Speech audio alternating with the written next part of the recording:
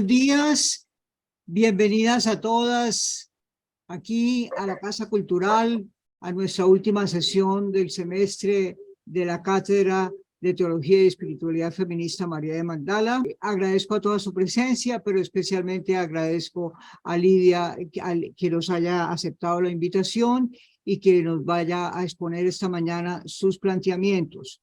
Lidia va a trabajarnos sobre la violencia contra la mujer en la Biblia y sus efectos en el imaginario social. Te saludo especialmente, Lidia, te agradezco. Les hago una corta presentación. Lidia es una pastora protestante, presbítera ordenada, doctora en teología, profesora de la Universidad de Deusto, ha sido profesora del Antiguo Testamento en la Universidad Protestante de Madrid, participa hace ya varios años de la Facultad de Teología de la Universidad de Deusto, en donde da diferentes materias. Tiene numerosas publicaciones alrededor de este tema, bueno, de diferentes temas. Por ejemplo, tiene una publicación El cristianismo reformado y evangélico, tiene otra publicación de título muy llamativo, Ellas también cuentan, y ha trabajado este tema entonces de la violencia en la Biblia contra las mujeres y sus efectos en el imaginario social. Bienvenida, Lidia, tiene la palabra. La dinámica que seguimos normalmente es que tú expones 45, 50 minutos, una hora, y a partir de allí, entonces ya tenemos un diálogo a partir de las inquietudes o preguntas de la gente. Tiene la palabra. Pues muchísimas gracias a Carmiña y a quienes nos congregamos en esta mañana para Colombia, tarde de siesta todavía aquí en España, en Bilbao. Muchísimas gracias, me siento muy honrada por la invitación. No me cabe duda de que hay muchas mujeres que habrían podido traer este tema ante vosotras, así que agradezco la generosidad que habéis tenido en invitarme en este tiempo. Me vais a permitir primero que tutee, porque me siento más cómoda por el tratamiento español del tú, pero por supuesto sentidos con libertad. Espero con muchas ganas vuestras aportaciones después de la presentación que voy a hacer. Y me voy a servir de una presentación en PowerPoint porque me resulta siempre útil y creo que o bien a esas horas de la mañana, poco después de despertarnos y desayunar, o bien a la tarde todavía con el sueño de la siesta, nos va a resultar útil poder tener ante nosotras, ante nosotros, algo en lo que poder fijar la vista. Así que voy a utilizar estas diapositivas que están a vuestra disposición, a su disposición. Por supuesto, no es necesario que estén copiando ni nada, porque esto lo podrán tener las participantes a este encuentro. Sin más dilación, voy a pasar a la presentación. Ya se ha dicho que esta es la temática y me resulta, espero que esto nos funcione y no me haga ninguna trastada, me resulta especialmente relevante que hoy sea justo un día después de que hayamos no celebrado, sino conmemorado ese Día Internacional de la Eliminación de la Violencia contra las Mujeres. Creo que si necesitamos hacer un aporte potente en estos momentos de la historia, las mujeres cristianas o mujeres que simpaticen con el espíritu de Jesús, es desde luego la lucha contra esta lacra que se lleva día tras día a la vida de mujeres. Así que me parece que ha caído, lamentablemente, ha caído bien en el calendario esta presentación. El itinerario que vamos a seguir va a ser el siguiente.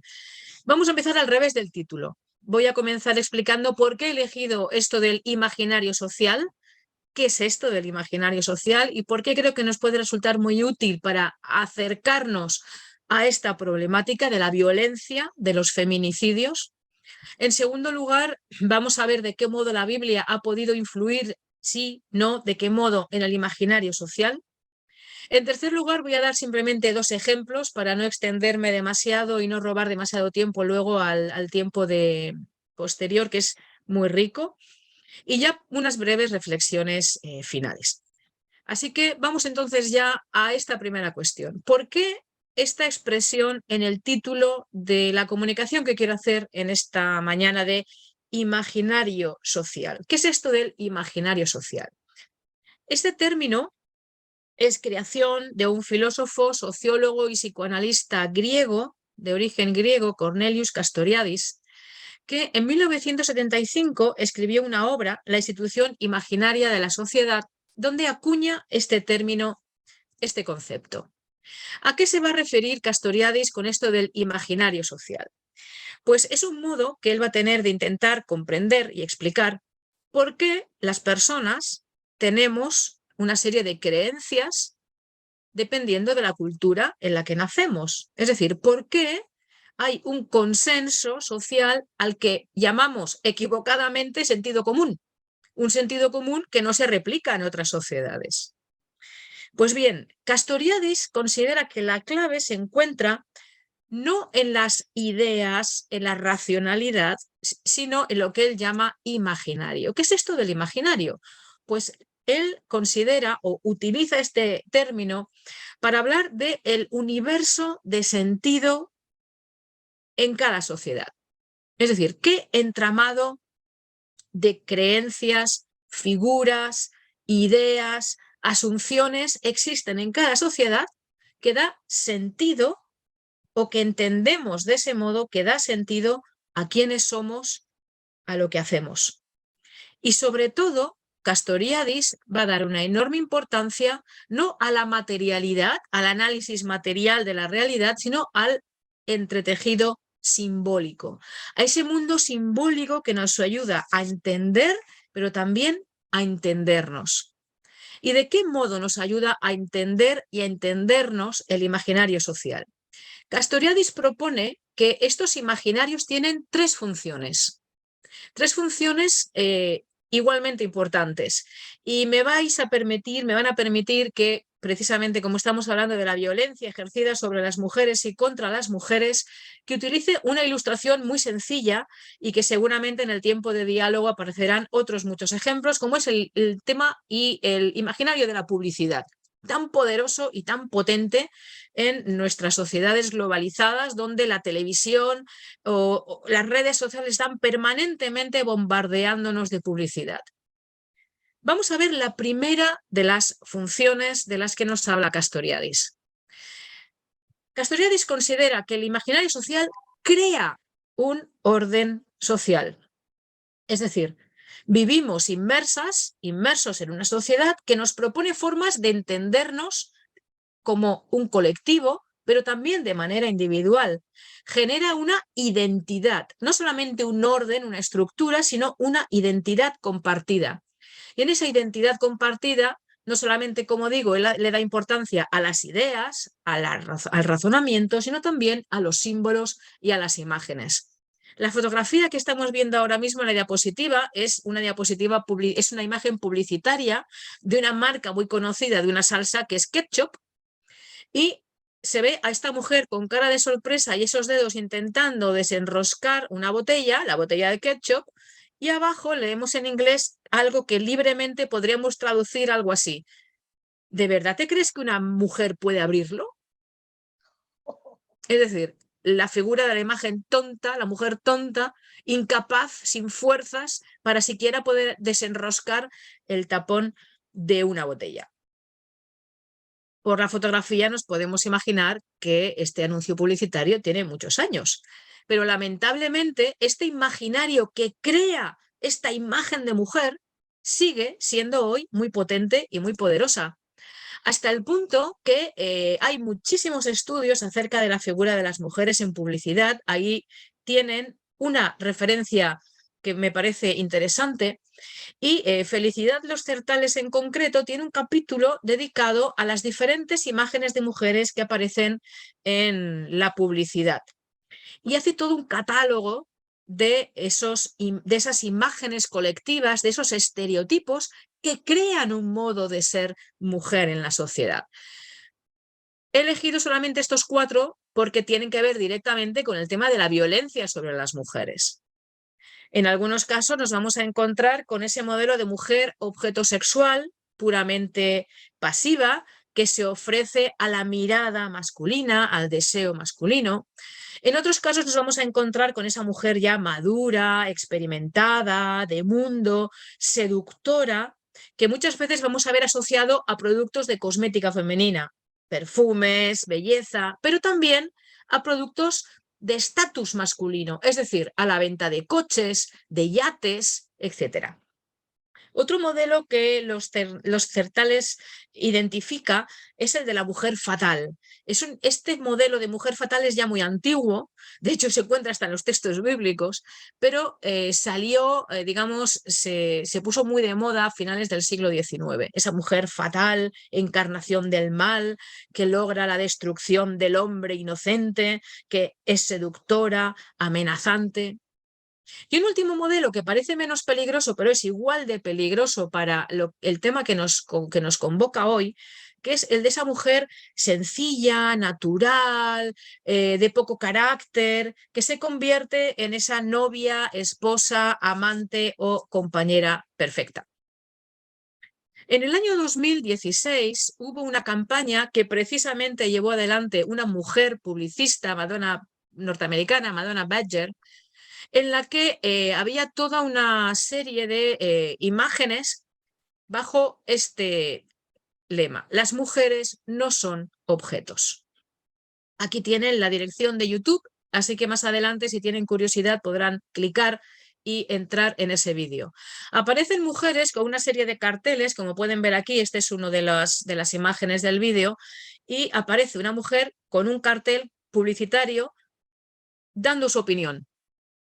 En concreto, el cartel que tenemos aquí, esa mujer que está con esa cara, en fin, diciendo cómo es posible que esto siga pasando hoy en el 2016, dice: me encanta sacrificar mi dignidad por una bebida. Y así una y otra vez mujeres denunciando el abuso de los cuerpos de las mujeres en publicidad. Y termina el vídeo con la siguiente frase: soy tu madre, tu hija, tu hermana, tu colega, tu jefa, no me hables así. En segundo lugar, en opinión de Castoriadis, estos imaginarios sociales tienen una segunda función que para el tema que nos convoca de la violencia contra las mujeres es aún más peligroso. Y es que un imaginario social no solamente crea un modo de entendernos, sino que justifica ese modo de ser y de estar en el mundo. Es decir, se legitima el poder establecido, se justifica el orden social, dado que ayuda a entender de forma sencilla, clara, cómo vivimos, por qué hacemos lo que hacemos y, lo que es aún más peligroso para el tema de la violencia contra las mujeres, que así son las cosas y así deberían seguir siendo. Sabemos que en la actualidad este imaginario social en el que nos movemos sigue legitimando un modelo femenino como mero valor estético o sexual. Aquí tenemos un anuncio de una empresa de ropa interior femenina muy conocida, Victoria's Secret, donde leemos el cuerpo perfecto. Y posiblemente la mayoría de nosotras no nos veríamos representadas en esos cuerpos de mujeres, la mayoría de ellas blancas, europeas, extremadamente delgadas y con unos atributos que parecen todos cortados por el mismo patrón. Pierre Bourdieu, que es un autor que recomiendo que lean, habla de estas imágenes y de otras muchas como de violencia simbólica. Una violencia simbólica que él la llama amortiguada, insensible e invisible para sus propias víctimas. ¿Por qué? Porque hoy vemos como muchas niñas, adolescentes, mujeres jóvenes y mujeres adultas inconscientemente siguen queriendo parecerse a esos modelos de feminidad que hemos visto en la diapositiva anterior. Pero también estamos ante un modelo de violencia sobre los cuerpos de las mujeres. Si retomamos el ejemplo de la publicidad que estamos utilizando, la publicidad también genera esos modos que justifican cómo debe ser o cómo no debe ser.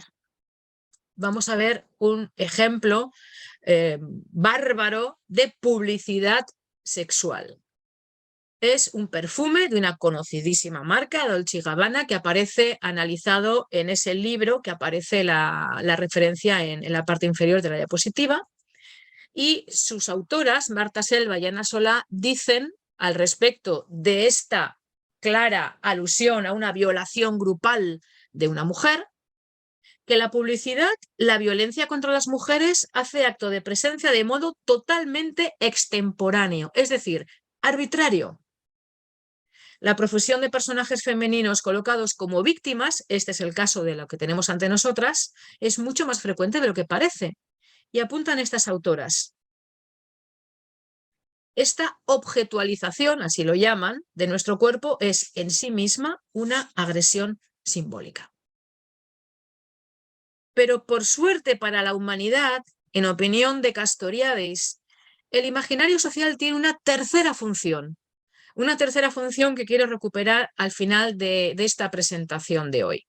Y es que el imaginario social también puede servir para ponerlo patas arriba, es decir, para cuestionar el orden social.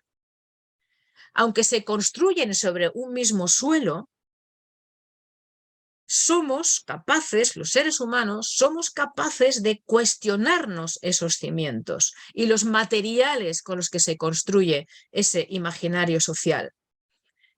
El imaginario puede ser también un motor de transformación social cuando se critica el orden establecido, se alteran las prácticas que se dan por sentadas, esas prácticas ya institucionalizadas, y si somos capaces de crear símbolos alternativos que generan propuestas alternativas de vida.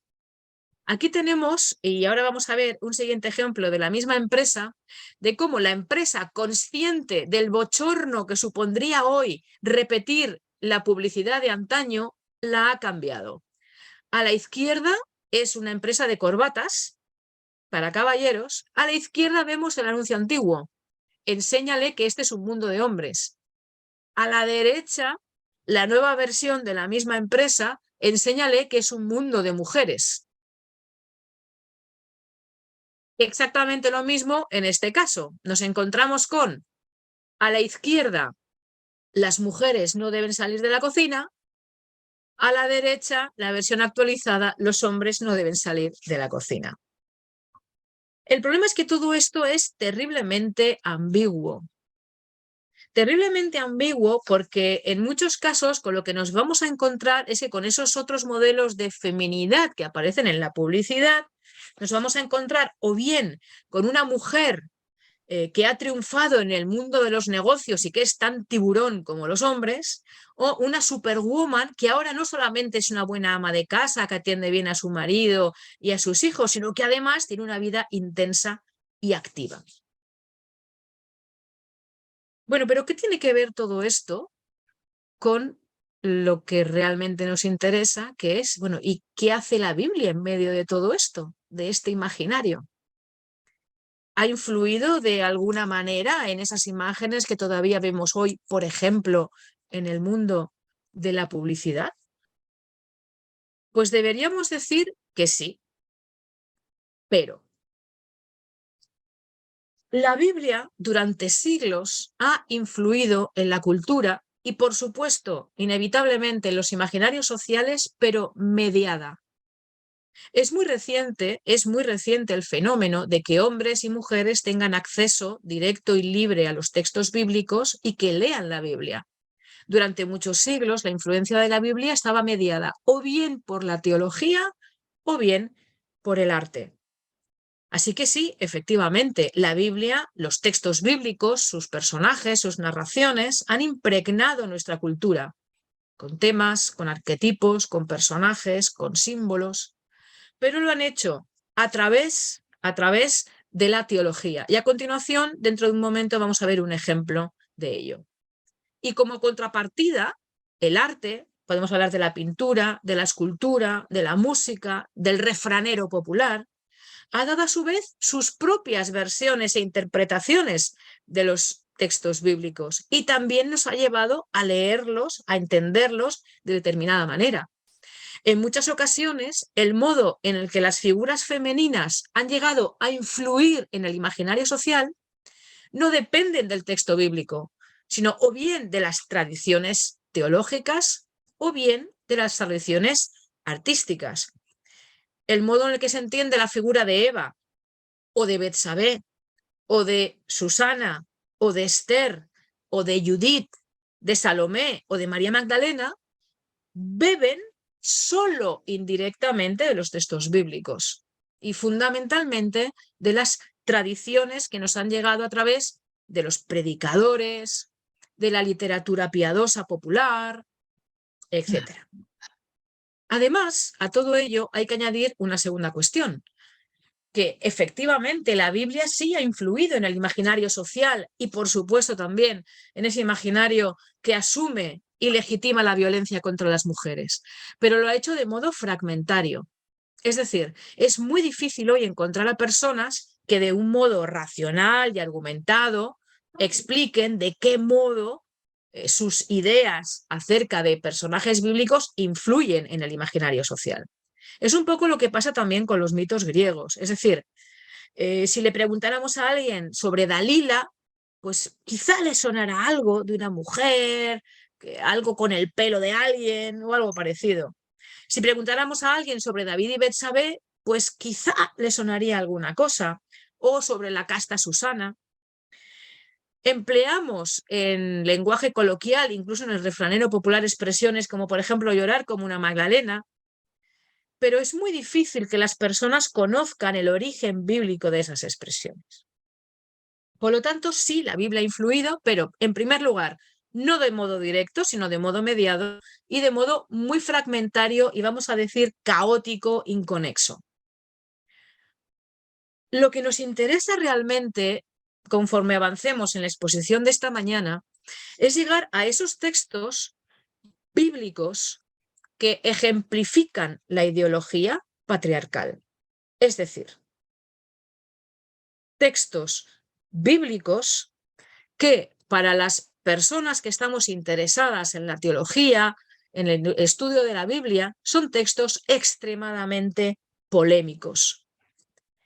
Textos que siempre aparecen de forma repetitiva en el diálogo con el ateísmo más beligerante, porque toma esas historias de violencia sexual como un elemento para deslegitimar no solamente la Biblia, sino las creencias de las personas o incluso la espiritualidad de las mujeres cristianas. Vamos a ver en el siguiente punto dos ejemplos de este tipo. ¿Cuáles son los elementos que van a ir apareciendo en esos textos y que claramente muestran textos patriarcales dentro de la Biblia? Bueno, cada uno de estos elementos requeriría en sí mismo una sesión, así que luego quizá podemos retomar alguno de ellos en el coloquio. Claramente, el elemento del honor y la vergüenza es sustancial, fundamental para entender esos textos bíblicos patriarcales. El hombre es el sujeto del honor que debe defender y la mujer es objeto de vergüenza. La mujer se convierte en un elemento peligroso para el varón, en un elemento peligroso para la familia y por tanto hay que tenerla bien controlada y bien sujeta. Eso aparece en los textos bíblicos. Un segundo elemento que aparece una y otra vez es la mujer como propiedad masculina del patrimonio del varón sin derecho sobre su propio cuerpo. Recordemos, sin ir más lejos, en el libro del Éxodo, la lista de aquello que no se puede quitar a un hombre. Su hacienda, sus animales, su mujer, sus esclavos, aparecen en un listado de propiedades del varón. Otro elemento también muy importante que aparece en esos textos patriarcales de la Biblia, sobre todo estoy pensando en la Biblia hebrea, en el Antiguo Testamento, es como en esas narraciones de violencia, irónicamente o sarcásticamente, pongamos aquí el título que queramos, quien aparece como víctima es el varón. Es un varón ejerciendo violencia sobre las mujeres, pero victimizado. Es él quien está realmente sufriendo. Otro elemento más es cómo hay una serie de valores asociados a las mujeres. La mujer debe ser recatada, modesta. De lo contrario, se convierte en objeto de deseo. La sexualidad de las mujeres. Si quitamos el Cantar de los Cantares y algún otro texto, la sexualidad de las mujeres siempre es objeto de control y, si se desvía de la norma, objeto de castigo y de castigo brutal y violento. Un elemento importantísimo es que la figura de Dios, que la figura de Yahvé del Antiguo Testamento aparece en muchas ocasiones como un varón. De hecho, en los textos proféticos va a aparecer una y otra vez como un marido. Y unidos a esos textos violentos, como un marido ultrajado, un marido engañado. La mujer va a ser en estos textos objeto de un castigo vicario. Es decir, se castigará al varón, como vamos a ver en los textos de ejemplo, a través del cuerpo de las mujeres. Y un último elemento que quiero resaltar y que repito, cada uno de estos elementos exigiría mucho más tiempo, es como muchas de estas mujeres violentadas aparecen sin nombre. De hecho, los dos ejemplos que os voy a proponer son mujeres anónimas y mujeres silenciadas en los relatos bíblicos, en las narraciones bíblicas. Hay casos en los que ni siquiera toman la palabra en la narración. Para quienes tengan interés, recomiendo dos textos, ya son dos textos antiguos, pero en mi opinión muy interesantes. Uno de ellos es este libro de Phyllis Tribble, Textos de Terror, donde ella va a analizar precisamente dos de los textos que quiero traer ante ustedes en esta mañana. El relato de la hija de Jefté en el capítulo 11 del libro de Jueces y el relato del crimen de la concubina del levita en el capítulo 19 del mismo libro. En resumidas cuentas, lo que viene a decir esta biblista es que la violencia de género, tal y como la llamamos al menos aquí en España, la violencia de género, la violencia ejercida contra las mujeres por el hecho de ser mujeres, no es ajena a la Biblia. Y un segundo texto, que este está traducido al castellano, es de la reverenda y profesora Renita Wims, Amor maltratado. Es un texto dedicado a los profetas del Antiguo Testamento y de ella cito la siguiente frase. La violencia contra las mujeres en la Biblia casi siempre es presentada en términos sexuales. Las mujeres son castigadas con violación, palizas, exposición de sus partes íntimas y mutilación de sus cuerpos, siendo con frecuencia estos hechos perpetrados por hombres con los que estaban emparentadas. Y pone varios ejemplos, la hija de Jefté, de Jueces 11, la hija de Gibea, el texto que vamos a comentar, la concubina del levita, Jueces 19, en fin, y una serie de textos. Pero junto a estos elementos, recordemos que hemos hablado de que es una influencia mediada, es una influencia fragmentaria o inconexa, y efectivamente hay textos que ejemplifican la ideología patriarcal y su violencia, hay otro nivel, como es la utilización teológica, volviendo a Castoriadis, que legitima la violencia, sobre todo en el caso de los profetas. Es decir, cuando los profetas emplean la figura de la amante, la prostituta, la esposa, simbolizando a Israel, y a Yahvé representado como un marido celoso con derecho a castigar el cuerpo de las mujeres. Textos proféticos como por ejemplo Isaías 47, Ezequiel 23, Ezequiel capítulo 40, otros textos que encontramos también en el profeta Jeremías, textos, como digo, que emplean imágenes durísimas de mujeres que son expuestas impúdicamente a la vergüenza del pueblo, a los ojos de otros hombres, mujeres que son violadas, mujeres que son incluso asesinadas. Aquí es donde nos encontramos con un elemento que sube el nivel. No solamente son textos como en el punto 3 en los que descubrimos un imaginario patriarcal, sino textos de legitimación teológica de la violencia simbólica contra Israel, pero que en el fondo se nos está hablando de mujeres y de maridos celosos, maridos que han perdido su honor y deben poder recuperarlo. Sin lugar a dudas, el texto que más ha influido en el imaginario social y que más ha influido en la legitimación de la violencia contra las mujeres es la interpretación teológica que hizo Agustín de Hipona de Génesis capítulo 3. Vamos a detenernos muy brevemente en esta cuestión. Sabemos que Agustín de Hipona es un gran teólogo con aportaciones valiosísimas, el famoso El ama y haz lo que quieras. Muchas de sus páginas son reflexiones profundas y brillantes sobre el deseo de felicidad y de bien del ser humano, sobre la gracia, sobre el perdón, sobre la piedad.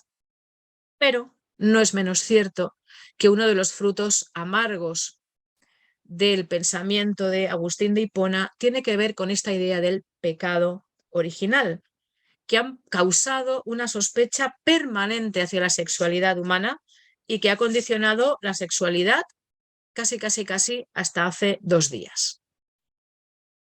¿Cuáles serían los elementos clave que quiero remarcar muy brevemente en esta mañana? En primer lugar, que Agustín de Hipona, como tantos teólogos de su tiempo, como los filósofos grecorromanos de su tiempo, es un pensador androcéntrico.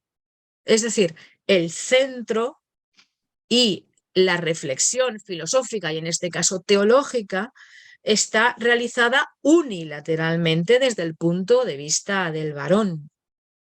El hombre, el varón, va a aparecer como el sexo ejemplar, donde encontramos todas las virtudes, y a partir de él se va a interpretar la naturaleza y el papel subordinado de las mujeres.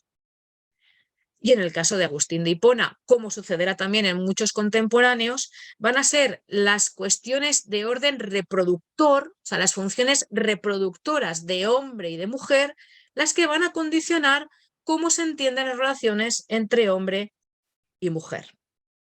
Y sin lugar a dudas, lo que más ha condicionado este imaginario es una sexualidad siempre bajo sospecha a partir de la interpretación que Agustín de Hipona va a hacer de los primeros versículos del capítulo 3 del libro del Génesis. Él va a considerar que el pecado original es el de la soberbia, pero que las consecuencias de ese pecado original van a ser lo que él va a llamar la concupiscencia, es decir, la falta de control sobre los impulsos, la revuelta de las pasiones. Cuando en el relato bíblico se nos habla de que Adán y Eva se esconden o se avergüenzan, la interpretación que va a dar Agustín de Hipona es que se avergüenzan por los impulsos sexuales que su mente racional ya no puede contener debido a ese pecado original. Es a partir de aquí cuando ese deseo carnal, esa concupiscencia va a ser efecto, o sea, consecuencia del pecado, pero vehículo de transmisión. Podríamos decir muchas más cosas, pero creo que esto nos ayuda a entender cuáles son los elementos más importantes que han influido en el imaginario social de la cultura cristiana. Vamos a pasar ahora, porque no quiero dejar de hacerlo, a 2 ejemplos de ese punto que veíamos antes, es decir, encontramos en la Biblia narraciones claramente permeadas del imaginario patriarcal. Pues vamos a ver, como digo, 2 ejemplos de mujeres violentadas en la Biblia hebrea. Ambos textos se encuentran en el libro de los Jueces, así que si alguna de ustedes o alguno de ustedes tiene la Biblia a mano, creo que puede ser interesante tomarla y poder seguir así mejor la explicación. El primero de los ejemplos es el relato del capítulo 11 del libro de los Jueces de la hija de Jefté o Jeftá, dependiendo de las traducciones que empleamos. Es una narración posiblemente conocida para muchas de las que nos reunimos en esta mañana. Sabemos que el libro de Jueces es un libro cargado de violencia en sí mismo. Es un libro en el que vemos la violencia, muchos perfiles de esa violencia, desde la violencia guerrera a la violencia simbólica. Y aquí, en el capítulo 11, nos vamos a encontrar con la violencia ejercida sobre el cuerpo, pero también simbólicamente sobre una muchacha, posiblemente una adolescente. Jefté es uno de los jueces que van a pasar a la historia de los grandes antepasados, los grandes libertadores del antiguo Israel. Jefté, en este capítulo 11, se encuentra al inicio de una batalla que va a decidir el futuro de las tribus. Jefté se sabe en un momento crucial de su existencia, pero Jefté no es una persona bien asentada en la sociedad hebrea. Leemos en el capítulo 11 que Jefté es el hijo de una prostituta, es decir, un hijo bastardo, alguien que ha sido expulsado del territorio por los propios israelitas y que vive como mercenario del mejor postor. Y frente a esta batalla se ve ante la oportunidad de su vida. Si consigue vencer a los enemigos que acechan las fronteras, por fin podrá tener el honor que él considera que merece como gran militar. Así que proclama un voto a Yahvé, un voto realmente muy extraño, porque no es propio de la espiritualidad que encontramos del antiguo Israel. Y en este voto le pide lo siguiente a Yahvé: si entregas en mis manos a los amonitas, el primero que salga a mi encuentro por las puertas de mi casa cuando regrese después de haber vencido a los amonitas, lo consagraré al Señor y lo ofreceré en holocausto. ¿Qué es lo que sucede en la narración del capítulo 11 del libro de los jueces? Que la batalla es victoriosa, Jefté sale victorioso de la batalla, y cuando regresa a su casa, la primera persona que se va a encontrar en el camino es su única hija. Estos votos van a ser, de hecho, condenados por la trilogía deuteronomista del libro de los jueces.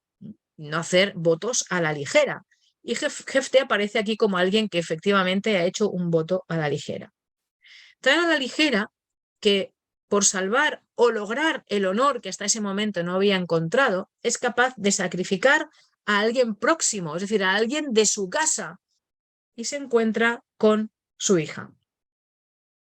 Él va a lamentar esta desgracia, pero irónicamente lo lamenta por él mismo y no por la pérdida de su hija, echándole la culpa al adolescente de por qué ha salido a recibirle. La violencia simbólica del texto es más que evidente. No sabemos su nombre. Es la hija de Jefté o Jefta, una víctima anónima, como tantas otras que vamos a encontrar. Solo se refieren a ella los textos por su vinculación, por su relación al varón, la hija de Jefté. Esta adolescente, esta muchacha, ha sido convertida por su propio padre en moneda de cambio de su voto, un voto extraño, que es nada menos que un sacrificio humano, que no responde de ninguna manera a los deberes religiosos de todo buen israelita. Sobre esta adolescente va a recaer la responsabilidad o culpabilidad de su propia muerte. Es su padre quien le dice que la culpa es de ella por haber salido a recibirle. Una responsabilidad que a todas luces solo puede atribuirse a la estupidez de ese hombre, de ese padre cegado por el deseo de alcanzar honor y gloria. El control masculino es de tal calibre que a la muchacha no se le ocurre proponer una alternativa. Así que este rito religioso, en última instancia, es un rito de honor, un crimen de honor, donde Jefté considera que la persona perjudicada es él mismo. Ese voto paterno le va a impedir a esta adolescente realizarse con el modo en el que en el antiguo Israel se realizaba toda mujer, que era siendo madre. Y por eso, si tenéis el texto delante, veréis que a partir del versículo 38, la adolescente llora su virginidad, le pide a su padre llorar durante 2 meses antes de que cumpla su voto de sacrificarla.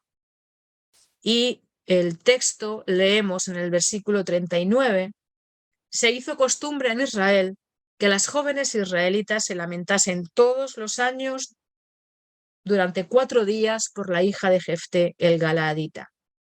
Esta muchacha, que termina siendo inmolada, sacrificada, ni siquiera tiene una tumba en la que reposar sus restos. Así que se convierte en el origen de una celebración, como veis, de adolescentes que lloran la desgracia de esta muchacha. Desconocemos la fecha, desconocemos la celebración, solamente nos queda este breve texto en el libro de los Jueces, que nos habla de una tradición femenina de resistencia contra la violencia ejercida sobre el cuerpo de una muchacha. Vamos al segundo de los ejemplos, que el tiempo vuela, el segundo de los ejemplos que quiero traer, que también se encuentra en el libro de los Jueces. En este caso, en su capítulo 19. Es probablemente la narración más escabrosa, sórdida, de todas las que encontramos en la Biblia hebrea. Es un relato brutal, brutal, que juega magistralmente con los silencios de la narración y que va a incluir todas las formas imaginables de violencia contra la mujer: física, sexual, ritual, simbólica, incluso religiosa. De manera muy resumida, nos encontramos con que un levita va de camino a recuperar a lo que llama el texto su concubina. Bueno, aquí nos vamos a encontrar con diferentes hipótesis. ¿Qué es eso de la concubina del levita? El hombre sale a buscarla porque la mujer se ha escapado de casa, la recupera, enamorado de ella, y de camino de regreso con ella va a tener que hacer noche en Gibea, en un poblado. Esta narración nos va a recordar muchísimo la historia que va a sufrir Lot en Génesis 19. Bien, este levita pide alojamiento acogiéndose a la ley de hospitalidad de esta sociedad, de esta cultura, y un anciano le abre su casa y le hospeda a él y a su concubina. Varios hombres, que aparecen calificados en el versículo 22 como de hombres malvados, pretenden asaltar la casa, violar al levita, y el levita termina empujando a la concubina a la calle para que la usen a su capricho. Esta mujer es violada grupalmente durante toda la noche y de madrugada la tiran a la puerta de la casa a punto de fallecer. Es recogida por el levita. Nos encontramos con un texto muy oscuro en el que no queda muy claro si la mujer fallece o es el propio levita quien termina rematándola, para terminar en una dramática y sórdida historia en la que reparte los restos de esta mujer denunciando la violencia. Aquí nos encontramos esa sección del texto. A pesar de lo truculento del relato, que habría dado lugar a muchos elementos morbosos, lo que realmente resalta en el texto es la violencia simbólica que se impone claramente sobre la violencia física. Otra vez nos encontramos con una mujer sin nombre. Es la concubina de alguien, la mujer secundaria de alguien. En el capítulo 11, la muchacha, la adolescente, al menos escuchábamos su súplica al padre. Aquí no sabemos nada, no escuchamos en ningún momento la voz de esta mujer. Es una mujer a la que se llama, como digo, concubina, una secundaria. Bueno, como digo, sigue habiendo mucho debate sobre cuáles eran los derechos legítimos de las mujeres secundarias o principales, pero no cabe ninguna duda que fueran cuales fuesen, eran inferiores a las de las mujeres principales. La biblista que les he presentado previamente, Phyllis Tribble, en opinión de esta exegeta, esta mujer es prácticamente una mujer esclava. De hecho, en la narración del capítulo 19 del libro de Jueces, cuando se habla de lo que lleva consigo el levita, se dice que lleva 2 asnos cargados, la concubina y al criado. Es decir, la concubina va en segundo lugar, después de los asnos. La reacción que tiene tras la violación grupal que sufre su concubina sorprende, habida cuenta de, en principio, el amor que tenía por ella, y por ello iba a buscarla. Sobre esta mujer sin nombre recae la violencia sexual de un grupo de hombres que hacen de la violación una cuestión no de honor para la mujer, sino de honor entre hombres. Como digo, recuerda muchísimo la historia de los ángeles que buscan refugio, y son también en Génesis 19 intentan ser objeto de una violación de los hombres del pueblo. La violencia que se ejerce en este caso en Jueces 19 sobre el cuerpo de la mujer es el terreno de juego del honor masculino. Estos hombres del pueblo violan a su concubina, vicariamente violan al levita. Es un intento de dominación de ese hombre extranjero que ha llegado, de humillación, de pérdida de honor. Desde la óptica masculina es un abuso simbólico del cuerpo del levita mismo. Ella sufre, como digo, vicariamente lo que los habitantes de este pueblo de Gebea buscaban perpetrar.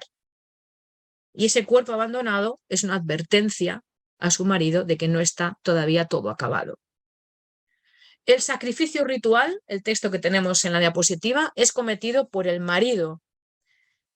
Un crimen que no solo busca restituir el honor masculino, sino también su estado de pureza. No lo olvidemos, es un levita. Y la narración pasa de puntillas, como sucedía en el capítulo 11, por la descripción de los detalles sórdidos de la violencia. Pero sí se nos habla de la agonía de esta mujer. En este caso, el propio texto va a hacer una denuncia, porque después llegará la guerra, una guerra que acabará en una debacle, en la casi desaparición de la tribu de Benjamín. Y el propio texto sitúa este acontecimiento en el marco de una sociedad amoral que vive de espaldas a los principios de la alianza. Pues bien, este texto hoy día es un texto importantísimo para la exégesis feminista que se está realizando y sobre todo para la exégesis feminista que se realiza desde países donde los feminicidios, lamentablemente, son una noticia en los diarios cada día. Les recomiendo especialmente a una compatriota, a Maricel Mena López, que tiene un texto muy hermoso precisamente sobre esta historia. Simplemente una brevísima cita. Nuestro objetivo, cuando ella hace el análisis de esta historia de Jueces 19, no fue simplemente reforzar la victimización, pues victimizar es también culpabilizar a la mujer.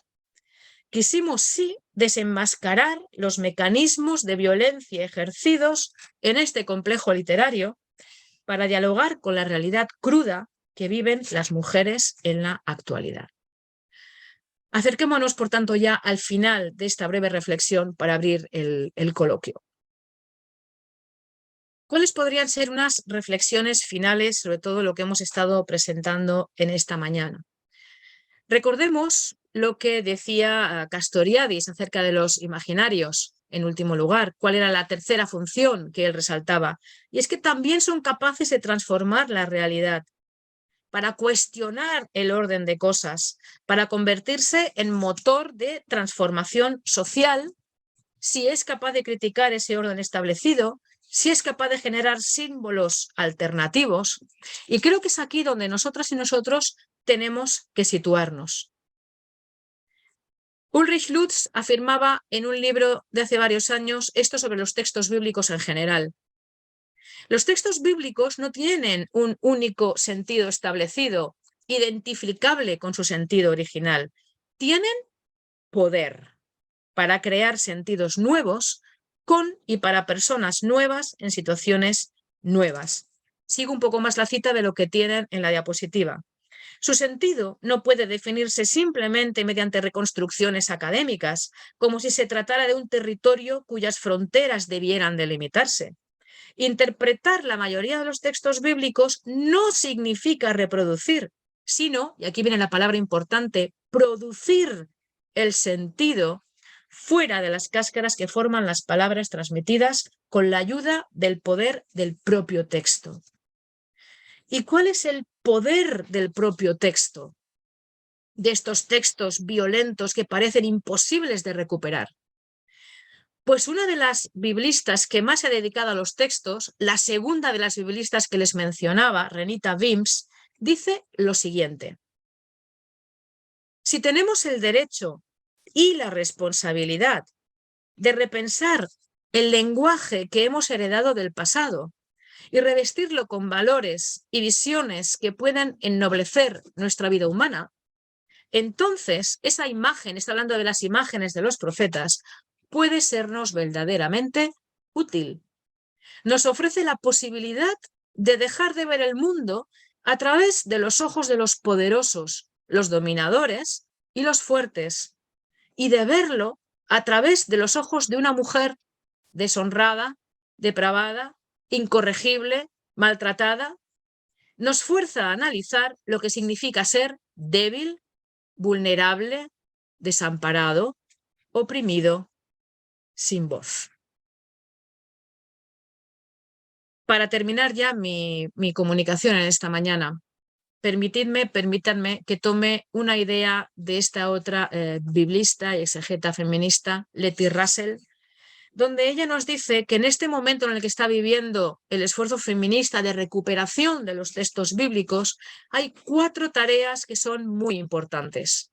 La primera, lo que estamos haciendo juntas en esta mañana, el trabajo crítico, un trabajo crítico con los textos que deben ser leídos en el horizonte de promesas y de buenas noticias para nuestro mundo contemporáneo.